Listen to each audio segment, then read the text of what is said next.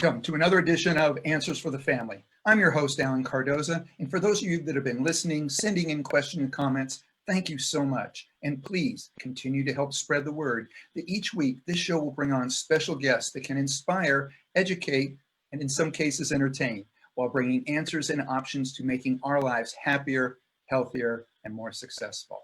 And we will introduce you to top professionals and talented authors who are working to make this world a better place for all of us. Now, I would really appreciate it if you could all do me a big favor. Please forward one of our shows to your social media group and to someone you know that can benefit from today's show.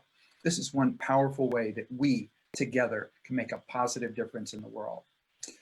Now, unfortunately, with all the negativity and divisiveness out there these days, we need to have other places to go to get good information. And I hope that you will find answersforthefamily.com, a place you can go to hear some of the good and positive things that are happening all over the world. Now, with this in mind, if there was ever a time in recent years that we needed to focus on gratitude, this is the time. Well, my son Chase and I wrote the Attitude of Gratitude Journal, something that at the time was geared towards teens going through some changes in their life. Well, right now we're all going through changes in our lives. So please go to our website at answersforthefamily.com and download a free copy. It is our gift to you. All I ask is that you subscribe, which is for free, and give it 21 days and comment on whatever platform you listen to us on, what focusing on gratitude has meant to you and your family. Now, a quote, although not from the journal, is by Johnny Depp. And this one is, I am doing things that are true to me. The only thing I have a problem with is being labeled. So I think that's something that fits right in with our client, with our guest, because that's a lot of what she is really, I felt in going through the book, talking about is let's look at doing things that are true to ourselves and not get wrapped up in a lot of the labeling that goes on. So our topic today is redefining our attitudes of love and sex.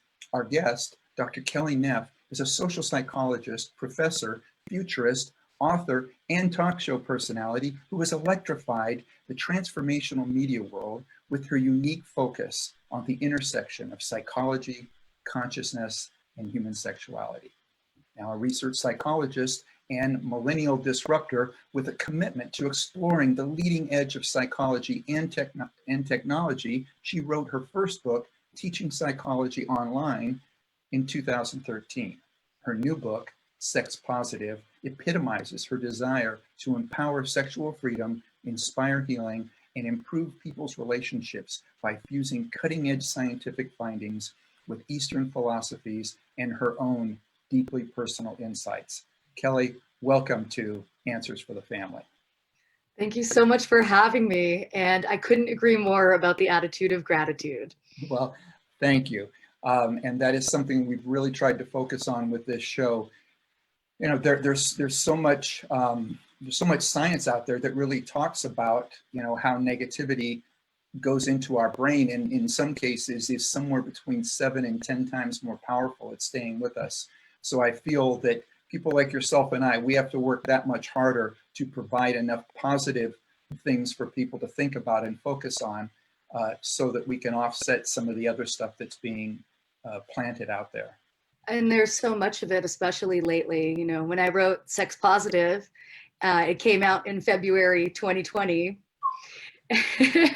And who could have known how much more important those types of messages would become, and how much we would really be tested, you know, since then. Yeah, in fact, one of the things that as I was reading about you and some of the things that you're doing, and one of the things was these, I don't know the best way to put them, but musical group hug things. And I read about it and I thought that is so great. And then I went, but I'm sure we're not doing that right now. Yeah, we're unfortunately cuddle puddle parties. That's it, cuddles. That's right. Human physical contact is so important to us, and it is essential to our well-being on a number of different levels, not only physically, but also obviously emotionally and spiritually. And that's definitely been one of the hardest things for me. And I think for a lot of people right now is that we don't have that ability to physically connect. And not only that, but physical connection has become something that's fearful and dirty or grotesque. Oh, yeah. Yeah. No, and it's interesting to bring that up, because right now there's a lot of battling back and forth between whose science is right and whose science is wrong. And the big argument usually for whoever it is that's putting down the science that they disagree with is saying, well, you haven't had enough trials, you haven't had enough tests. Well, when did they do tests on the fact that by having people not have any sort of social and physical commitment and touch, when did they do any tests as to how that's going to affect us long term? They're not talking about that. So couldn't agree more. And we know from social psychology, skin hunger is a real thing. Skin hunger, you're some people, literally, they are physical touch people, and they get this thirst. That's why these, and not an unhealthy drive state way, but in a very natural human experience way, that they need that touch and nurturing and the way that it makes their brain feel.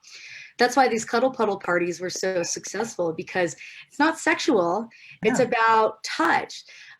We don't know what's going to happen. I know we said we talk about this a little later, but, look at the world that we're in right now. We don't know the mental health consequences of what this isolation and downturn is going to do. But what we do know is that suicide and substance use and misuse and mental health problems are through the roof, potentially even killing more people than COVID and its complications right now.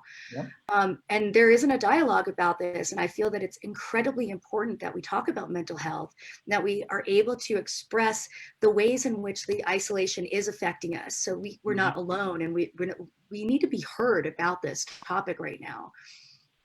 I couldn't agree more. And so getting back to the book a little bit, I've already had a few people that have asked me the question. They said, sex positive, what does that mean? Does that mean, somebody said sex positive, does that mean we need to be having more? Does that mean we need to be in a better positive outlook? And I said, listen to the show.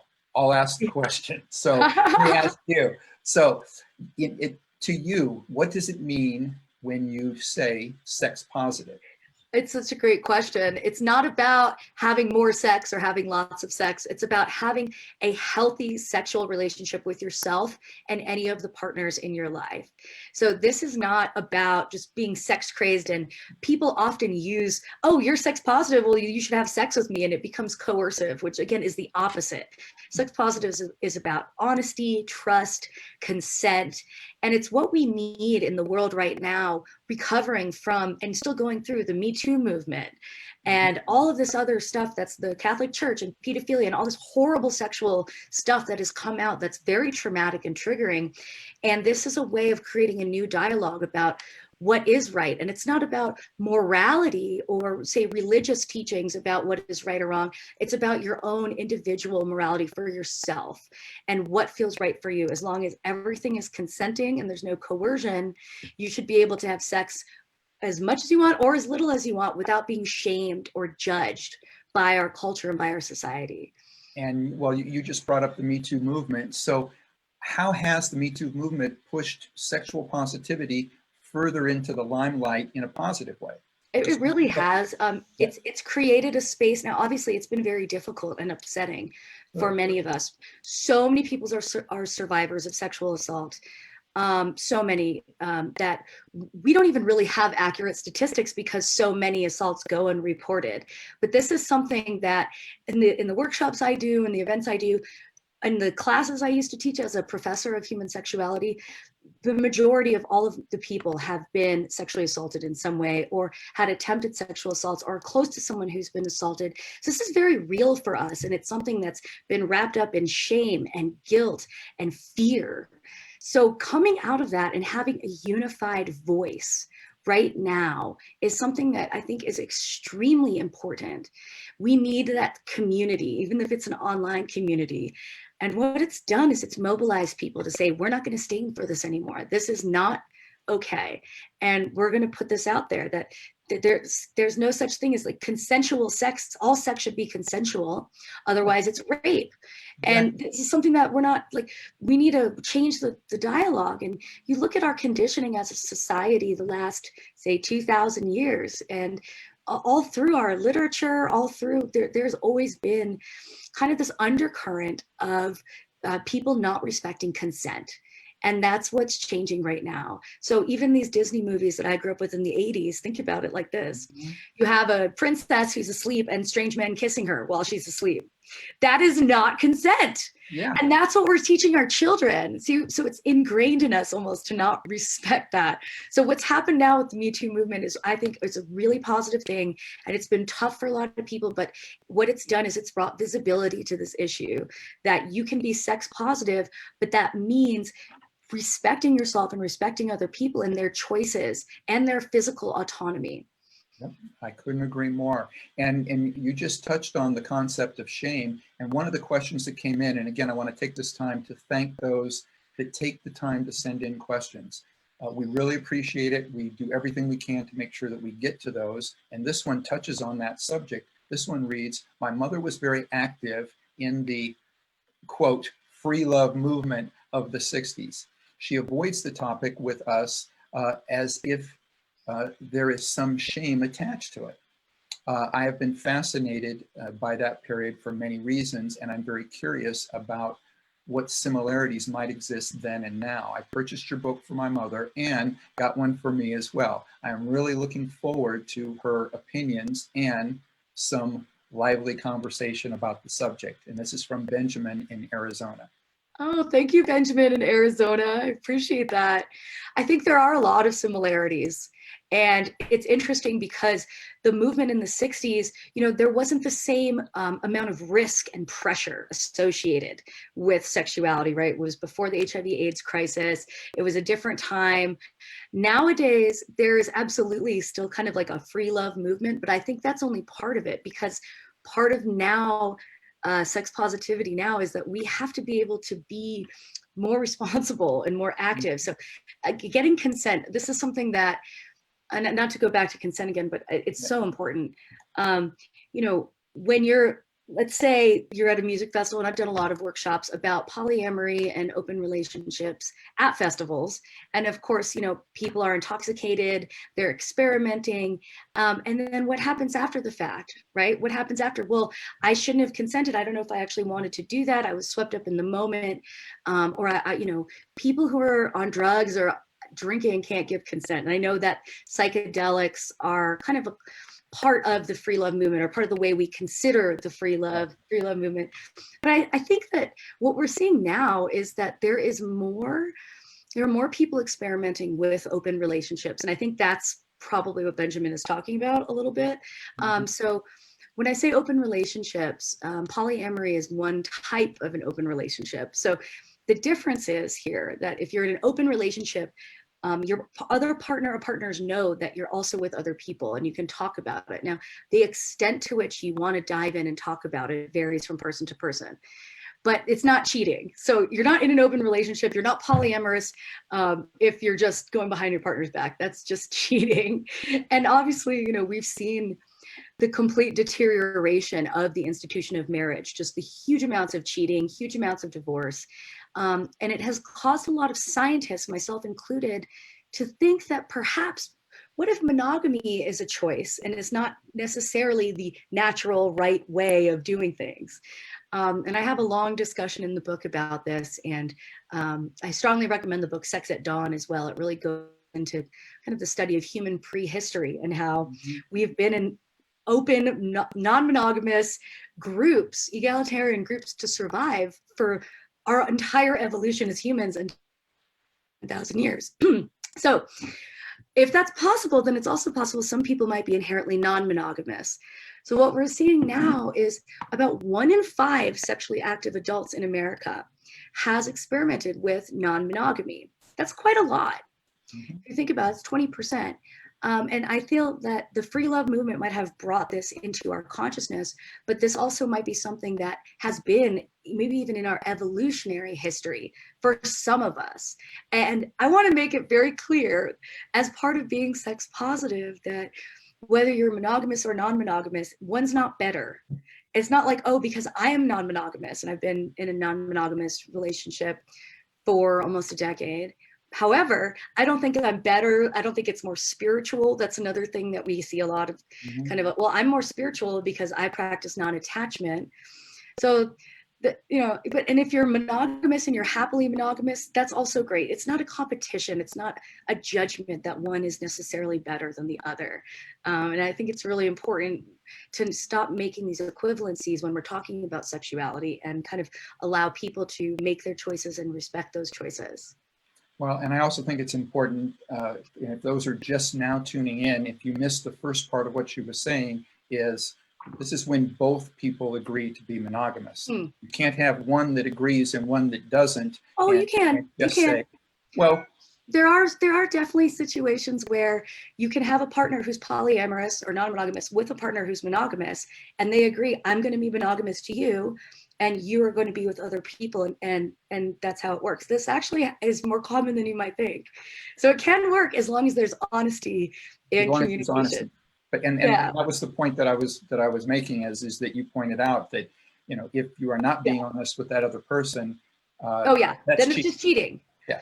And I'm really against cheating. I'm really against lying. I hate lying in relationships because we need conflict. That's what we don't realize. Conflict is actually constructive in relationships because it's how we come to solutions. It's how we actually grow together. So if you're just lying and hiding and avoiding, it's not really going to get you where you want if you want to be in a satisfying, happy, real relationship. Which is why, people always ask me, I used to do these workshops a lot about how do I tell my partner I might want to experiment with someone else? How do I tell them how I think I might be non-monogamous? I'm afraid to say anything. And as with all sexual explorations, kinks, whatever, if you're not willing to share, how do you know they're going to reject you? You're assuming that your voice doesn't matter. You're assuming they don't want to hear you. But you have to give your partner the chance to accept you. If you really want to be in this relationship, there is no room for that fear and that self-judgment. And that's where a lot of this comes from, is judgment of self, feeling like no one could actually see you or accept you for who you are if you were honest. And I'm really here to tell people, you deserve your truth. You deserve your voice, and your voice matters. And the people who care about you and the right people will respect that voice. Well, you touch on another thing that I think also adds to the changes that have occurred, and that is the fact that we are now in the digital age. So how has the digital age changed the way in which people approach sex and their relationships? Oh my gosh. I mean, it's really changed everything. One of the things that we laugh about in sexology is, look, people have always been, cheaters or shady, but certainly they never had a tool like the internet before where they could just, it's human nature, to want to explore options. But what's happened with the digital age and online dating is it's become quite toxic for a lot of us, because with all of these options, it's very difficult to want to commit and look at what's in front of you. And a lot of people out there online dating are looking for commitment, but a lot of them are just looking for their ego boost and self-esteem boost. And the last chapter of my book is all about kind of online dating and the pitfalls of online dating.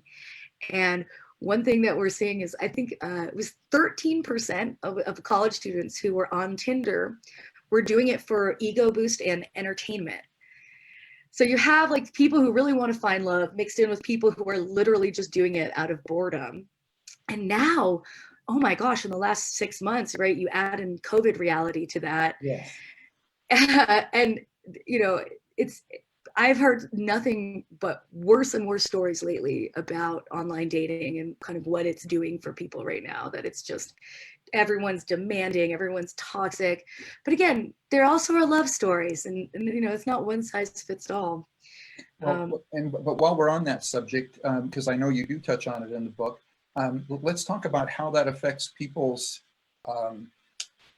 self-esteem. And I know that I was talking with somebody who was explaining to their father, and their father was, I think, in his 70s, and they were explaining to him what Tinder was. And it, it's sort of going, well, see, you do this and you swipe this and you do all of this. And they said he paused and he said, how terrible for these people. And he saw it just so negatively because he said, there's so much rejection. He says, I just see how difficult this must be on people from the rejection side. So let's talk about how that affects people's self-esteem. It's amazing that we actually have data to prove it and back it up. And one of the most tragic things is it actually is affecting men's self-esteem worse than women's self-esteem.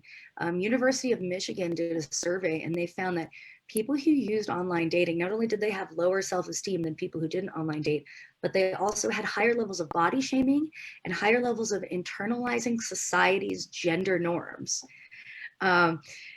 Right. And when they looked at the data more, they found that men were disproportionately more likely to feel depressed and insecure and have self-esteem issues than women. And they think it's because of the rejection. So, and the way that men operate too. So, throw crap at a wall, see what sticks, so to say. But in online dating terms, there are more men than women on all the main dating sites at a ratio of about 2 to 1. So already there's more competition there. Second of all, instead of, going to a bar and chatting with a couple girls an hour, you can get rejected by like 100 girls in an hour if you play your cards right. And so that rejection compounds itself. And studies have even shown that social rejection, causes the same effect in the brain as physical pain. Mm-hmm. So that broken heart, it feels like a broken bone. And over time, that can really wear you down. And so I always tell people, especially the men that I work with, that it's important to take a break. Of course, now, how else are you going to meet people? This is the problem. It's almost like we're stuck with this because I can't go to a bar. If you go to a bar here where I live, you have to sit with your table only, and you're not allowed to talk to anybody else outside. You're literally not allowed to meet people right now. Stay 6 feet away from everybody. Yeah. So then people go back to the online dating because they don't know what else to do. I also think there's another really important component to this that needs to be mentioned, which is digital sex. So as opposed to online dating, sex toys, pornography use, and my favorite topic, which is the impending rise of the sex robots. And people thought I was crazy when I was writing about this. And then you look now at the world, well, okay, we're afraid of potentially we're becoming germophobic. And many of us already were germophobic, but not wanting to engage with a human being out of fear. Some kind of a sex aid, where it's a sex doll or sex robot, it does seem more and more like this is going to be the natural transition. And not only that, but and you mentioned in your book the possibility of, it's even getting married to intelligent sex robots. So there's a lot of data out there to support that this is the direction we're going in, and people think it's like I'm making it up, like it's this dirty, creepy sci-fi, but we're also not realizing that generationally we have different levels of tolerances for technology as well. Mm-hmm. So I didn't get a cell phone until I was after high school. I'm not that into technology, but if I grew up with a cell phone, a lot of these kids now in Gen Z, they're not suffering as much as, say, my generation or your generation is with the isolation, because their preferred way of connection is through Snapchat and TikTok and apps and texting, right? That's a great. So it's not that shocking to them. So they're like, all right, they already have this high tolerance for technology. So this is why we're trending down in sex. And it's one of the most fascinating things. Did you know that my generation, the millennials, is having less sex per year than the boomers did at my age, for example? We're having less sex because we have more options. We don't need another person to get off. We have all these great sex toys, all this great porn, etc. And we're just less reliant on other people to gratify ourselves. Right. But if I understand it correctly, and I think this is how you have it in the book also, so they're having less sex than adults 30 years ago did, but they're having more orgasms. Mm-hmm. Is that correct? Yes. Exactly. Yes, indeed. I know. Yes, they are. Way more orgasms. And again, a lot of that sexual shame, part of sex positivity is saying it's okay to pleasure yourself. It's okay to demystify the female orgasm. You know, women and men get off very differently, and that's okay. For so long, the female orgasm was viewed as kind of like male orgasm light, as in if a guy gets off from vaginal intercourse, then therefore a woman must get off from vaginal intercourse too. And that's the primary way, when we know that 9 out of 10 women prefer clitoral stimulation. But if you're one of those women who prefers vaginal orgasm, good for you too, right? But we're kind of like, we're breaking through these layers of all this shame that's been on us for so long. And a lot of it comes from religion, it comes from our society, it comes from the media, it comes from our own parents too, and our conditioning. It comes from our understanding of like rigid gender roles and gender norms. So yeah, I mean, we're having more orgasms, but we're having less sex with humans. So, and I feel like this pandemic is just going to push it even further, accelerate that trend to keep us away from each other. Yeah.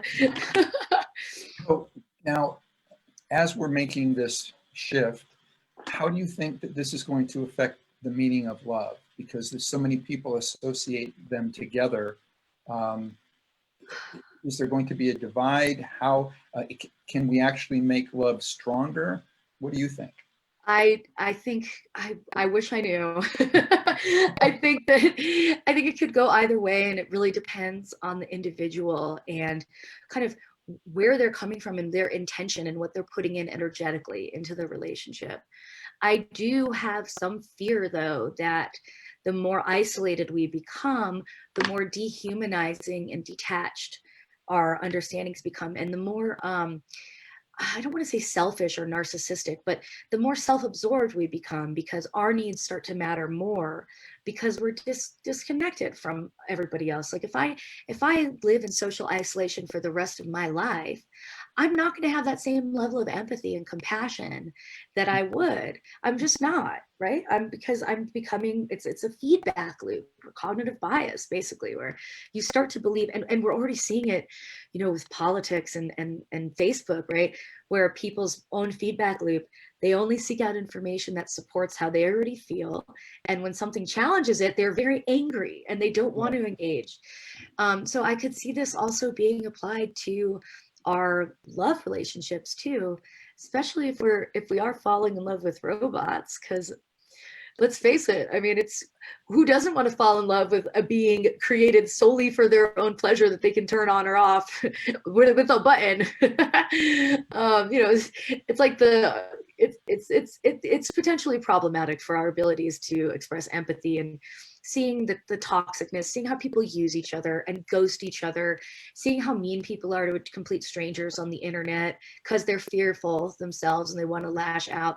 Seeing all of these trends, like, I do think it's problematic for where love is going. And that's why, like you said, cultivating gratitude, you know, it's very important to cultivate love and gratitude and empathy, and realize you are not the only person in the world that matters, right? Well, that's what we're doing. We're trying to cultivate love. We're trying to cultivate gratitude, and we are going to take a break. We are going to be right back. We're talking with, well, first I was going to say we're talking about the book, and the book is called Sex Positive.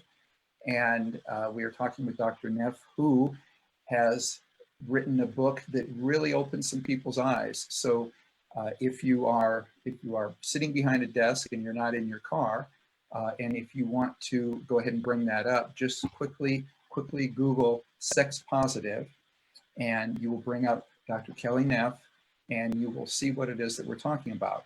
Yep. But stay with us. We'll be right back. You're listening to Answers for the Family. Founded over 30 years ago to meet the needs of families in crisis, Westfield has continually focused on resolving issues that negatively impact families and businesses. Our signature therapeutic transportation service helps to ensure that adolescents in crisis are safely transported to specialized schools, programs, and treatment centers with unsurpassed experience and success. We are supported by our full-service licensed investigation agency that has legally, professionally, and compassionately located hundreds of runaways and teens. We are experienced and qualified to help, offering solutions which may include referrals to our international network of top professionals in the fields of educational consulting, psychology, psychiatry, and investigations. Simply put, West Shield Adolescent Services and West Shield Investigations are the best solutions when your family is facing a personal crisis. Call 1-800-899-8585, 24 hours a day, 7 days a week. That's 1-800-899-8585, or visit our website at westshield.com. Thank you. And we're back. You're listening to Answers for the Family. We are with Dr. Kelly Knopp. We are talking about her book, Sex Positive. Can you hold that book up again? I think you had it up, but in fact, just as we were going, I was trying to look to where the subcategory was, and it threw me off for a moment. But again, it is something that, you know, a lot of people would think, oh, okay, well, this is something new. Everything is new about this. You know, it's somebody's coming out with a new way to think. One of the things that I noticed when I was researching you was you actually studied ancient wisdom as it would relate to this. So when people are thinking that, oh, this is all brand new, no, actually there was a lot of ancient wisdom and traditions that went in. So share a little bit about some of the ancient sexual wisdom traditions and things that you learned as to how living positive affects us today. I think one of the most amazing things is that time is very circular in its own way, and we often go through these patterns almost in our collective consciousness or collective unconscious that we are working through. So a lot of these ideas about sex as energy medicine and sexuality as healing, for example, like the benefits of orgasm, right? And all kinds of dopamine, immune system, the whole thing. Well, we've known this, and a lot of these ancient wisdom traditions have been around for thousands of years that have used sex as a tool for healing and medicine.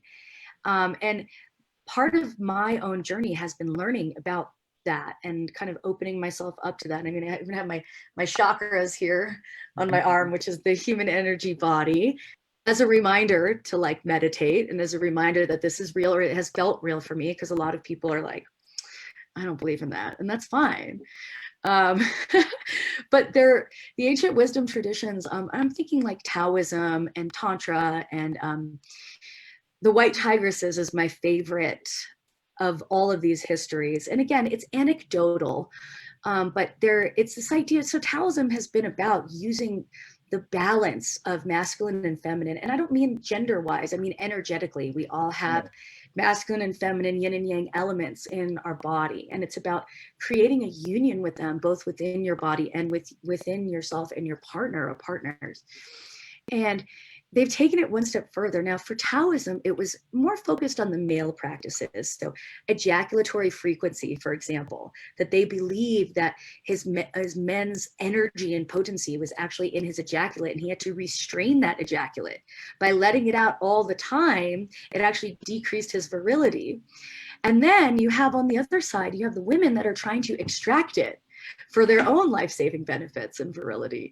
And it's a fascinating kind of interplay. So you have this, and I strongly recommend, it's an entertaining book, The Secrets of the White Tigresses by C. Lee, which is a pseudonym, the secret sect in Taiwan that's been very closed off for decades, never let anyone in, and they let this Western journalist in and train with, and it features all of their practices for training. And basically for them, sex was medicine, and you can literally use sexual chi, which is the life force, to make yourself younger, make yourself healthier. And the best part is the ultimate goal here is immortality, which I just love.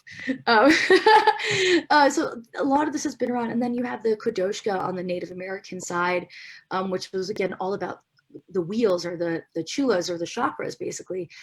So this is something that's been around, and maybe part of our awakening that's happening now is that we are starting to reconnect to the old wisdom that we had lost. And if you look at the rise of esoteric traditions, and you're in LA, I mean, you look at the rise of yoga and all of the health practices, it's because in part, we're suffering in a very sick world that makes us feel very small and very afraid sometimes. And these practices are expansive. They bring this peace and this wellness to us. And it's something that we need right now more than ever. Exactly. Yeah. So I couldn't agree more. So you were talking about some of the things that you believe. You believe in the existence of soulmates. I do. I think it's an interesting question because it's one of those personal things, but I think that, and I don't mean in the sense of like the Disney, I'm gonna go back, I'm just ragging on Disney today. But in the sense of, like you have your one person who is like, I don't believe in necessarily one person, but I do believe you have like a family of soulmates that you reincarnate with over and over, that you can learn from with each other. And I think that I would say, this would be like your tribe? Kind of, yeah, like your soul family. And I believe personally, and I know it's hard as a scientist, because I really do believe in science, but I also believe that there are a lot of phenomena that we don't have the tools to understand and explain with science yet. So it's easy to say they're not real. But what is real? Eventually, maybe we'll have technology that can measure the frequency of the chakras spinning. Well, as far as reincarnation, I think that that's going to be a tough one to measure, but certainly. So I think that we have our twin flame. That's really what I believe in, is like the traditional soulmate. And I love Anaya Sophia's description of this in this sacred sexual consciousness that she writes about, where you, at the time of the creation of your soul, you were split. And you are always trying to get back to this person, and you have this karmic, strong connection that just being around them, it evokes tons of growth and evolution in you. And then you have your soul family or your soul mates that are also a part of that, but they're not the same as that twin flame. And do I believe I found my twin flame? Yeah, I do. Do I believe that it's been really difficult? Yeah. And I think that's kind of the part, is that everything good requires a lot of work in relationships. And we all talk about like wanting relationships to be easy and wanting relationships to just flow, but the good relationships take work. Everything is tough. Like you're growing with someone, you're vulnerable, you're learning to communicate. All of these things take time. And again, going back to what we were saying about love, real love to me is in that difficulty. Not saying you should have to suffer, but that you should be willing to work. And even for your twin flames and soulmates, those people will push you the hardest. They're like the reflection of the mirror of everything that you're doing. They reflect it right back to you. And you can just tell when you meet that person. I don't know if you've ever met a person like that. But yeah, you can just tell. You're like, oh, this person just sees right through me, but I love it. Well, we have another question that has come in from a listener. And this one reads, many of us who are teachers are greatly concerned about the sexual activity occurring with our youth. I teach 14-year-olds. I agree we need a fresh new approach as it applies to gender, respect, and equality, but early sexual experiences may be negating and doing emotional harm. So what happens in later relationships when they have not had safe and meaningful experiences, and instead sex is treated as a notch on one's belt or a result of peer pressure? Does your book address these issues? And that's from Mary in New York. Mary in New York, excellent question. I think that one of the hardest parts about being sex positive is that sex is not always a positive experience, right? Especially at young ages. And I wrote this book in hopes that it would help create a dialogue between teachers and their students, and between parents and their children, and between siblings, that we could say, it's okay to say no. And it's okay. I think one of the biggest issues is, pornography. And not that I don't have a problem with adults watching pornography, but children watching pornography and thinking that that's the way that it should go down, thinking it's real. Because it's teaching them this is entertainment, that it's teaching them that they should try to model this behavior. And that's, I think, where a lot of the pain is coming from, is that they're not being taught. Instead of telling them not to watch it or trying to censor it, I think it's also important to explain everything that we consume as media is exploitation and entertainment. It's not real. And we need to be more proactive about having that media literacy conversation with young people, because Mary is absolutely right. You have these many traumatic experiences, and assault and triggering experiences and issues with consent happen when people are young, either with their peers or with older adults taking advantage of them. And we need to have better dialogue in place for this, and we need to be able to bring people together so they can understand, A, if it's happened, how they can get through it and how they can cope. And B, if it hasn't happened, how to set up boundaries. And a huge part of being sex positive is learning to set boundaries. And it is never too early to start teaching kids about that. If you look at Europe, you look at their school system out there, they're teaching 5-year-olds about gender, about sexual orientation, about their body autonomy. We're not doing that. Maybe we're starting to, but for a very long time, we've had an abstinence-only federally funded education program, which means that literally if you are getting federal funds as a public school, you can only teach about abstinence, don't have sex, sex is bad. This is not the education we need. We need to talk about safe sex. We need to talk about consent. We need to talk about the body. So I definitely have a lot of those ideas in the book. And I would love to hear from people like Mary who are going to be able to kind of use them to communicate with their students.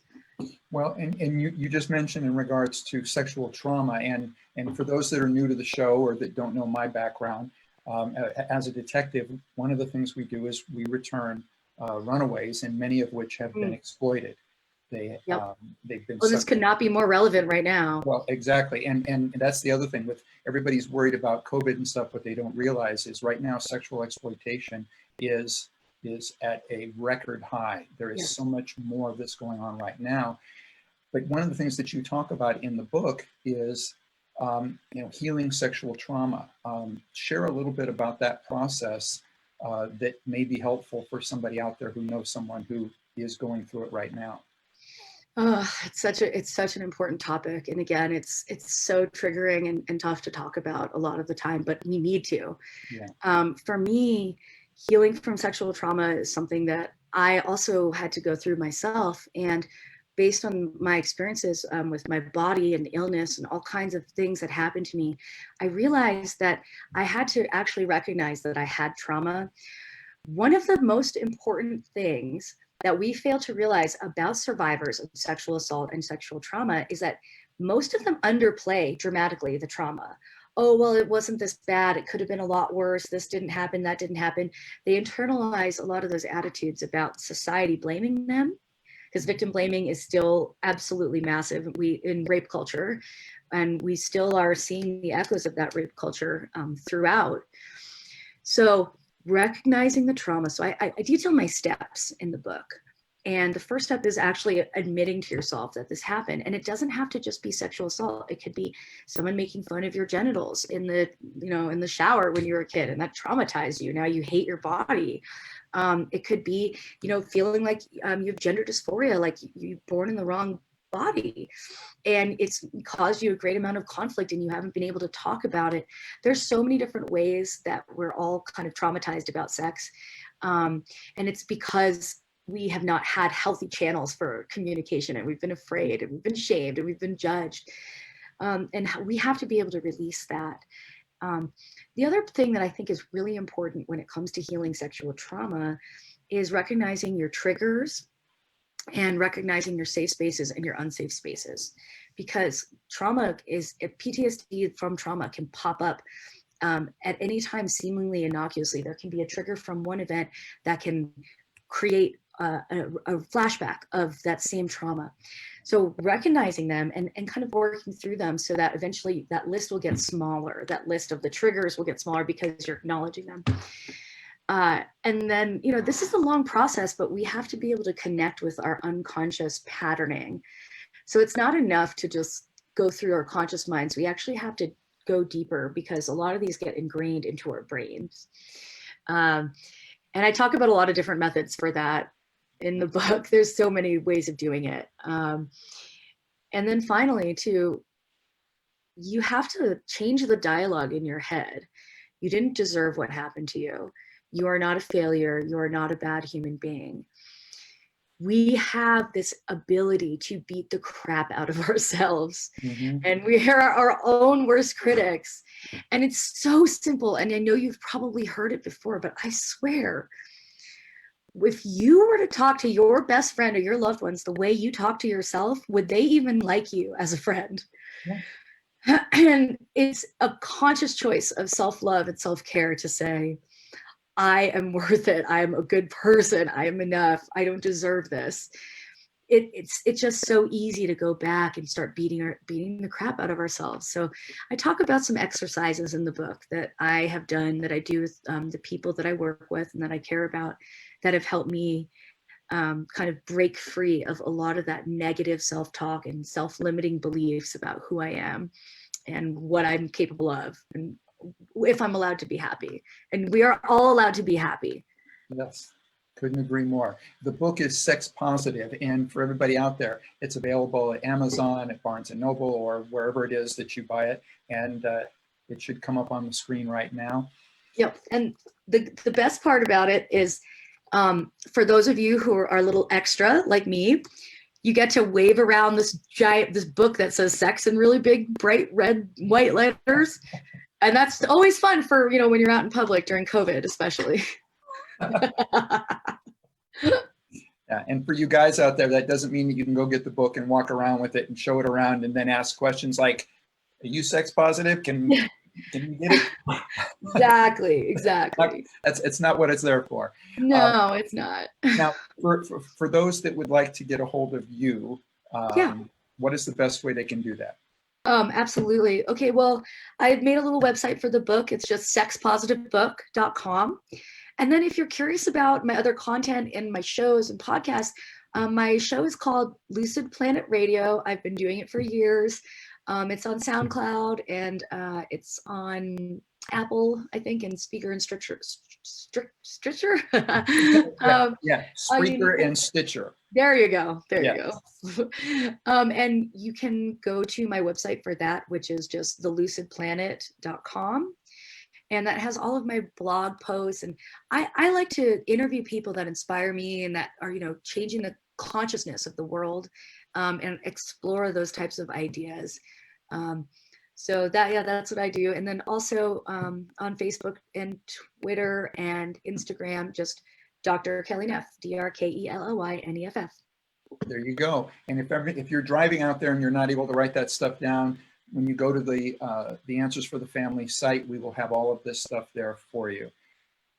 Kelly, thank you so much for coming on. I appreciate it very much. And just keep up the good work. Keep making a positive difference in the world. Thank you. Same to you. Love, gratitude, and good vibes, and we'll get through this together. You got it. And to you. And for everybody else out there, please be sure to put us on your calendar and tune in next Monday when we will discuss the science of wearing masks. You will want to listen to this because there will be some pieces of information that you may not have heard about. And please visit our archives of past interviews at answersforthefamily.com. And if you listen through iTunes, iHeartRadio, Stitcher, Spreaker, or SoundCloud, and you would like to see our guests, you can watch our shows on YouTube or Facebook.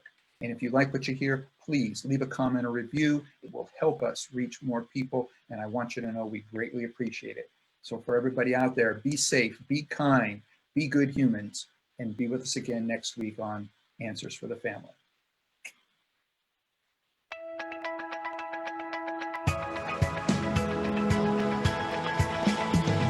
You're listening to Answers for the Family with Alan Cardoza, right here on LA Talk Radio.